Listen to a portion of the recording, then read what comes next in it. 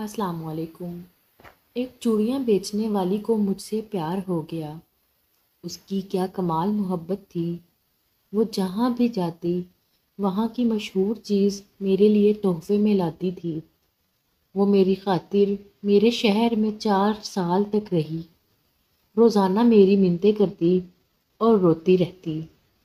कहती होती थी कि मेरे नाल शादी कर ले।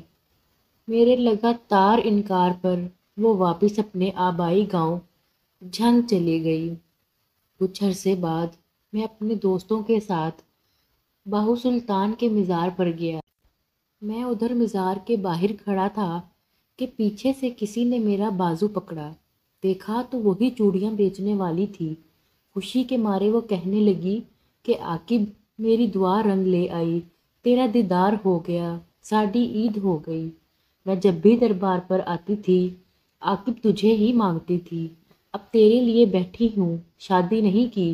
फिर उसकी आंखों में आंसू आ गए। कहने लगी, भीख मांगना, चूड़ियाँ बेचना मेरा कसूर तो नहीं है ना।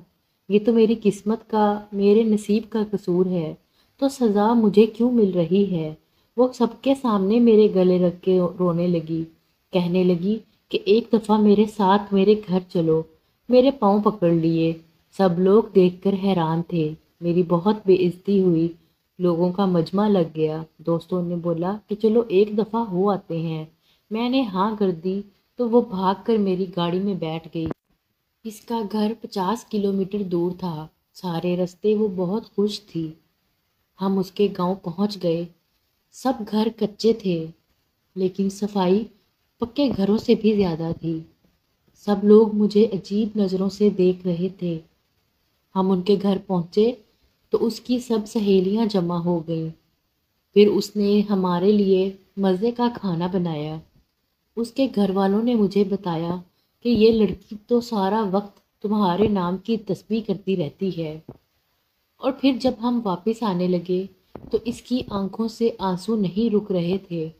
मेरे हाथ चूमकर कहने लगी कि मेरा कसूर नहीं है, मेरी किस्मत का कसूर है जो मैं चूड़ियाँ बेचने वाली के घर में पैदा हुई। बिल आखिर बड़ी मुश्किल से हम सब ने इसे चुप कराया और फिर हम वापसी के लिए निकल आए। मैं कार के शीशे में से देख रहा था कि वो तब तक देखती रही जब तक हमारी गाड़ी उसकी नज़रों से दूर नहीं हुई। वो हमारी आखिरी मुलाकात थी। फिर एक दिन मेरा उससे मिलने को दिल किया तो मैं उसके गांव चला गया। उसके घर वालों ने बताया कि तुम्हारे जाने के बाद वो बहुत बीमार रहने लगी थी। खाना पीना, हंसना सब छोड़ गई थी और एक दिन इसकी मौत हो गई।